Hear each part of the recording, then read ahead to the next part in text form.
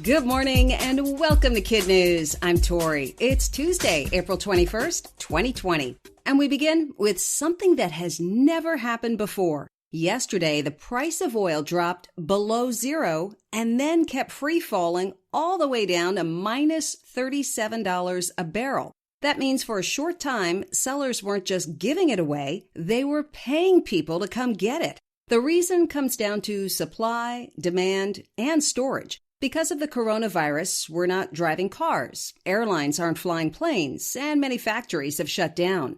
With the economy at a standstill, there is so much unused crude oil sloshing around that energy companies have run out of places to store it. According to Bloomberg and the Wall Street Journal, refineries, pipelines, and even ocean tankers are currently filled to the brim. Relief will come only when the economy starts humming again. Tonight might be the perfect night to catch a shooting star. The annual Lyrid Meteor shower started last Thursday and typically can be seen in the night sky for 10 days. But the Griffith Observatory in Los Angeles says the peak viewing should be tonight, weather permitting, of course. The Lyrids are tiny bits of rock and dust left behind by a comet, and each year, around this time, Earth drifts through a cloud of debris from this comet's last trip through our solar system, which was back in 1861. It helps if you're an early riser, since the best time to spot shooting stars will actually be an hour or two before dawn tomorrow morning. But you can still look for some if you're a night owl after 10 o'clock tonight. And scientists say this could be the last chance for a while. The next good meteor spotting opportunity won't be until November. As many of you know only too well, a lot of birthday parties are being canceled. And now that includes the usual fancy celebrations for the Queen of England. For the first time in the 68 years of her reign, Queen Elizabeth will not get a traditional royal gun salute on her birthday, which is today. Instead, she's going to celebrate turning 94 with the next best thing, a virtual Zoom party from the safety of her quarantine. Her husband, Prince Philip, will be with her in person, but everyone else will celebrate via video, including Prince Charles from Scotland, Prince William from Norfolk, and Prince Harry, now in Los Angeles. There's not much going on in the sports world right now, so fans went nuts when ESPN released the first 2 episodes of The Last Dance Sunday night.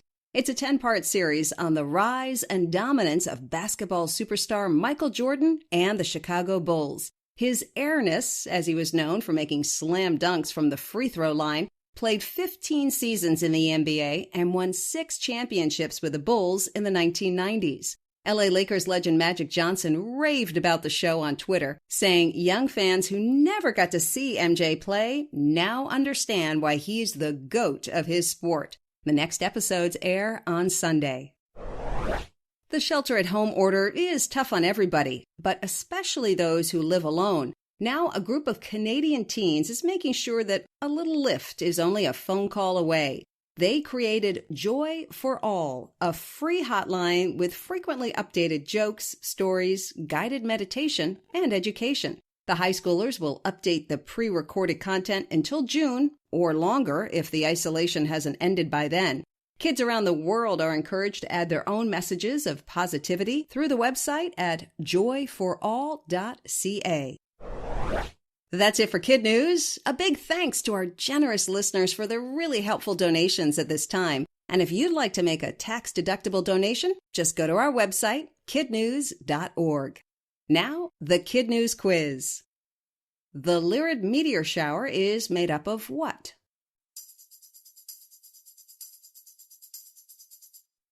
Rock and dust from a comet that passed through our solar system in 1861.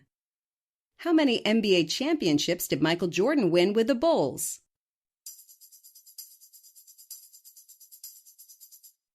6, all in the 1990s. What is the historic news about oil? It closed below $0 per barrel for the first time ever. How old is Queen Elizabeth today? The Queen of England is 94. In one for the road, the Queen isn't the only royal in the news. Her granddaughter-in-law, Meghan Markle, who technically is no longer a royal, did her first interview yesterday since moving to the U.S. In a pre-recorded segment for Good Morning America, the wife of Prince Harry talked mainly about her new voiceover work for the Disney documentary film Elephant. The couple is also doing what they can to help out those in need right now, personally delivering meals in Los Angeles and donating over $100,000 to Feeding Britain, a UK nonprofit organization that works to alleviate hunger. Before we go, our KidNuz birthday shoutouts today go to Anders in Durham, North Carolina, Cy in Cupertino, California, Elliot in Watertown, Massachusetts, Ella in Melbourne, Iowa, Charlotte in Scottsdale, Arizona, Tobias in Brooksville, Florida, and Myra in Sugar Land, Texas. And a belated birthday wish for Jed from Unionville, Pennsylvania. Our KidNuz teacher salutes go to Ms. Simon's class at Witt Academy in Chicago, Illinois, Kathy's students at Seattle Bush School in Washington, and Mrs. Anderson's class in Goshen, New York. Thanks for listening. We hope you tune in for more KidNuz tomorrow morning.